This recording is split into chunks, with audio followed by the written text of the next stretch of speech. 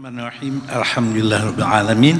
Wassalatu wassalamu ala asyrafil anbiya'i wal mursalin wa ala alihi wa sahbihi ajma'in. Assalamualaikum warahmatullahi wabarakatuh. Yang amat berhormat Datuk Seri Anwar Ibrahim, Menteri Perdana Menteri Malaysia. Yang berhormat Datuk Seri Wan Azizah Wan Ismail. Yang berhormat Puan Fazlina Siddiq, Menteri Pendidikan, Prof. Datuk Muhammad Ridwan, Datuk Muhammad Naim, Menteri di Jabatan Perdana Menteri Hari Wahal Agama, dan Prof. Emeritus Syahrir Muhammad Zain, mantan Presiden Akademi Sains Islam Malaysia. Saya sebenarnya Presiden Akademi Sains Islam Malaysia sekarang. Para profesor, para ilmuwan Muslim dan hadirin sekalian, saya memanjatkan kesyukuran dan pujian kehadrat Allah SWT kerana dengan limpah kurnia dan izinnya maka kita dapat hadir di Dewan ini untuk menyambut jemputan Yang Amat Berhormat dan Menteri ke Majlis Pertemuan Mahabah Yang Amat Berhormat dan Menteri bersama warga akademik dan ilmuwan Islam. Pertama sekali saya bagi pihak G70 ingin mengucapkan setinggi-tinggi tahniah kepada Yang Amat Berhormat Datuk Seri Anwar Ibrahim dan Pakatan Harapan kerana Datuk Seri Anwar Ibrahim kerana telah dilantik Perdana Menteri Malaysia ke-10 dengan perkenan ke bawah diri Seri Paduka Baginda Yang di-Pertuan Agong Sultan Abdullah Riayatuddin Al-Mustafa Billah Shah dan Majlis Raja-Raja Melayu pada 24 November yang lalu. Saya juga mengucapkan tahniah kepada Yang Amat Berhormat kerana telah berjaya membuktikan keabsahan pelantikannya sebagai Perdana Menteri dengan undi suara majoriti 2/3 ahli Dewan Rakyat di Parlimen kemarin pada 19 Disember. Saya ingin mengalu-alukan para profesor Melayu yang menganggotai G70 dan mengucapkan terima kasih kerana berani bersama kami untuk menyatakan sokongan kepada Datuk Seri Anwar Ibrahim untuk dipilih sebagai Perdana Menteri Malaysia yang ke-10. Terima kasih banyak kerana keberanian itu. Walaupun telah dikecam oleh beberapa pihak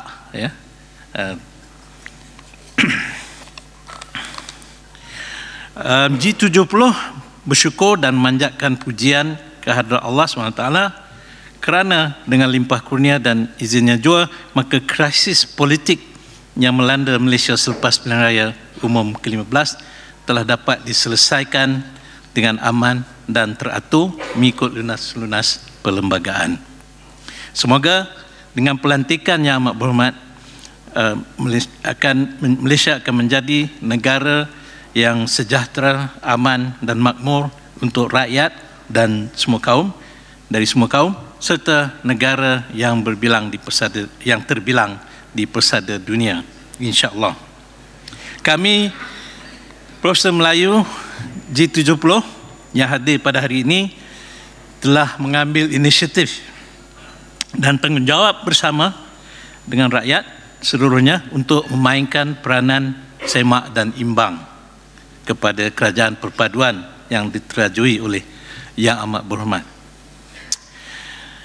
Kami menyambut naratif madani yang dibawa oleh Yang Amat Berhormat dalam buku-buku beliau, Script for a Better Malaysia dan Membangun Negara Madani, yang baru diluncurkan untuk merubah atau mereformasi Malaysia menjadi sebuah negara yang mampan, sejahtera, berdaya cipta, saling menghormati serta bersikap ihsan untuk menangani cabaran pasca normal hari ini. Kami amat terharu dengan kepedulian dan keprihatinan Yang Amat Berhormat Perdana Menteri terhadap nasib semua rakyat Bahrain tanpa mengira keturunan dan agama, Melayu, Cina, India dan orang asli. Yang amat terkesan dengan kenaikan kos sara hidup akibat krisis ekonomi susulan bencana pandemik COVID-19 dan ketirisan akibat rasuah. Tindakan terawal Yang Amat Berhormat yang berani membela nasib petani padi miskin dengan menggalikan sedikit hak mereka daripada sebahagian keuntungan besar yang diraih oleh pengusaha kaya atas penat lelah dan keringat mereka. Tindakan kedua yang berani ialah membatalkan projek tebatan banjir berbilion ringgit yang sudah diluluskan oleh kerajaan sebelumnya kepada syarikat Kroni dan menyemak semula kos projek ECRL bagi menjimatkan kos sehingga 2 bilion ringgit. Kedua-dua tindakan awal ini mengingatkan saya pada ucapan pertama Sayyidina Abu Bakar As-Siddiq sejurus selepas diangkat sebagai Khalifah Rasulullah yang pertama di Saqifah Bani Sa'dah. Ya. Orang yang lemah dalam kalangan kamu adalah kuat di sisiku sehinggalah aku mengembalikan haknya, insya-Allah. Orang yang kuat dalam kalangan kamu lemah di sisiku sehingga aku mengambil daripadanya hak, insya-Allah. Ketidakadilan ekonomi ini memerlukan perubahan dasar ekonomi daripada ekonomi kapitalisme neoliberal yang menekankan kepenggunaan dan pertumbuhan semata-mata kepada ekonomi yang lebih mampan, penuh kasih sayang, saling menghormati dan berdaya cipta seperti yang diidamkan oleh Yang Amat Berhormat. Kami G70 bersedia menyumbang buah fikiran dan tenaga untuk bersama-sama dengan Yang Amat Berhormat mereformasi ekonomi negara kepada ekonomi manusiawi yang menerima contohnya tenaga boleh diperbaharui dan menggalakkan perniagaan dan kerjasama untuk kesejahteraan warga dan masyarakat dan bukan hanya kelompok elit, dan usaha untuk membangunkan ekonomi manusia ini telah pun dijalankan oleh sebahagian daripada kami. Kami menyokong penuh komitmen Yang Amat Berhormat melawan rasuah, penyelewengan dan penyalahgunaan kuasa habis-habisan di kalangan ahli politik, ahli korporat dan kaki tangan perkhidmatan awam dengan menggerakkan agenda reformasi tata kelola pemerintahan baik. Malah kami bersedia menyumbang buah fikiran dan tenaga untuk memupuk etika kerja kaki tangan awam yang sihat berasaskan khidmat sebagai ibadah dan amanah bagi menghasilkan perkhidmatan awam yang cemerlang, profesional, tepat, sifar rasuah dan bagi membina semula keyakinan rakyat terhadap perkhidmatan awam sebagai amanah negara dan agama. Kami amat mengalu-alukan komitmen Yang Amat Berhormat untuk mempertahankan bahasa Melayu, agama Islam sebagai agama rasmi negara, kedudukan Raja-Raja Melayu dan hak keistimewaan kaum Melayu tanpa meminggirkan hak kaum lain seperti yang termaktub di dalam perlembagaan.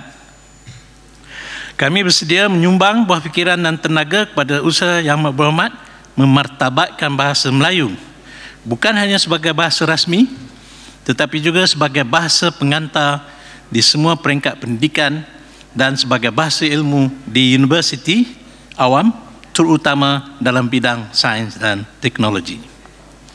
Dengan pemartaban bahasa Melayu sebagai bahasa ilmu ini, melalui contohnya penggalakan penulisan buku dan makalah ilmiah dalam bahasa Melayu sebagai syarat naik pangkat profesor, Yang Amat Berhormat akan dikenang sebagai pembina korpus ilmu dalam ilmu baru dalam bahasa Melayu yang akan menjadi wahana tamadun Melayu masa depan.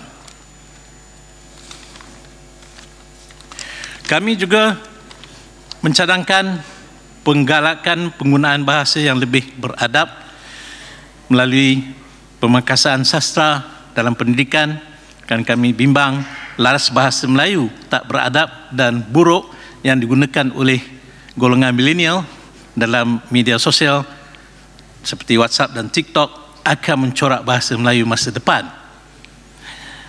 Naratif Melayu Islam yang melampau dalam media sosial yang memecah belahkan umat Islam dan rakyat Malaysia ketika kempen PRU15 yang lalu perlu digantikan dengan naratif Islam wasatiyah yang sederhana, adil dan saksama untuk semua rakyat.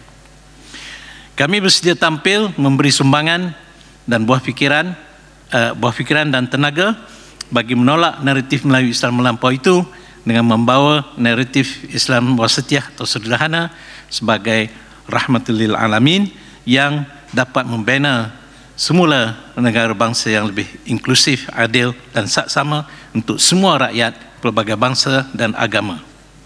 Untuk mencapai hasrat ini, kami bersedia menganjurkan sesi penglibatan pihak berkepentingan seperti mahasiswa dan belia untuk membicarakan naratif Islam Melayu yang lebih inklusif dan adil dan sederhana dari semua aspek politik, sosial, ekonomi dan kemampanan alam sekitar.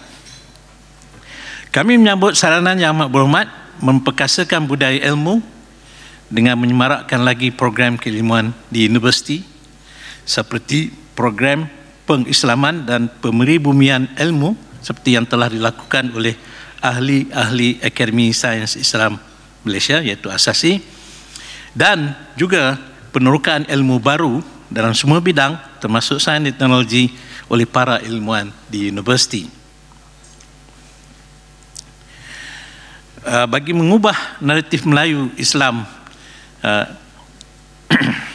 yang melampau dan membendung budaya rasuah dalam perkhidmatan awam dan di kalangan elit politik dan korporat, dan untuk melahirkan masyarakat madani serta untuk menghadapi zaman pasca normal, sistem pendidikan negara perlulah direformasikan segera untuk memupuk kasih sayang dan hormat di antara warga pelbagai kaum dan agama dan memupuk semangat keserakanan dan kesetiakawanan. Pendidikan di peringkat rendah hendaklah disatukan menjadi satu aliran pendidikan kebangsaan menggunakan bahasa kebangsaan iaitu bahasa Melayu sebagai bahasa pengantar. Pendidikan universiti yang berteraskan fakulti mengikut disiplin memang benar tidak berupaya menghadapi cabaran zaman pasca normal yang rumit, memerlukan kepahaman merentas disiplin, multidisiplin dan antardisiplin. Universiti telah mewujudkan, kebaikan universiti telah mewujudkan pusat-pusat pendidikan, akademi dan institut yang dalam ruang tumpuan pendidikan tentu yang memerlukan pendekatan merentas disiplin, multidisiplin dan antardisiplin.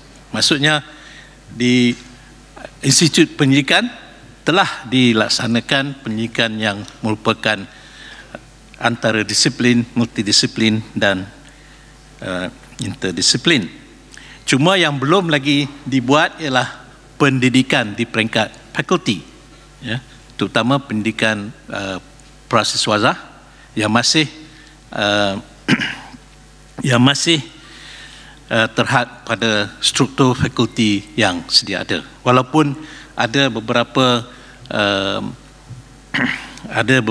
usaha untuk memasukkan juga subjek daripada fakulti lain, ya, tapi masih di peringkat yang agak belum matang lagi. Pendidikan di universiti telah berubah untuk melahirkan graduan yang berfikiran kritikal, ya, memang para profesor telah berusaha, ya, sampai sekarang untuk melahirkan graduan yang berfikiran kritikal, berani cipta dan sebagainya, ya, tapi nampaknya hasil ataupun graduan yang keluar tu tak berapa mahir dan dan sebagainya, ya. Jadi mungkin perlu diperbaiki lagi, ya, supaya pendidikan di universiti itu lebih sesuai untuk zaman pasca Nobel. Ya. Kami bersedia untuk menyumbang fikiran dan tenaga untuk melakukan reformasi pendidikan di semua peringkat secara menyeluruh untuk melahirkan graduan yang mampu menghadapi dunia belakang. Akhir kata, kami berharap sumbangan sebersederhana kami ini sedikit sebanyak dapat membantu meringankan beban kepimpinan yang amat berhormat dan para menteri kabinet. Sekian, wabillahi taufik wal hidayah. Wassalamualaikum warahmatullahi wabarakatuh.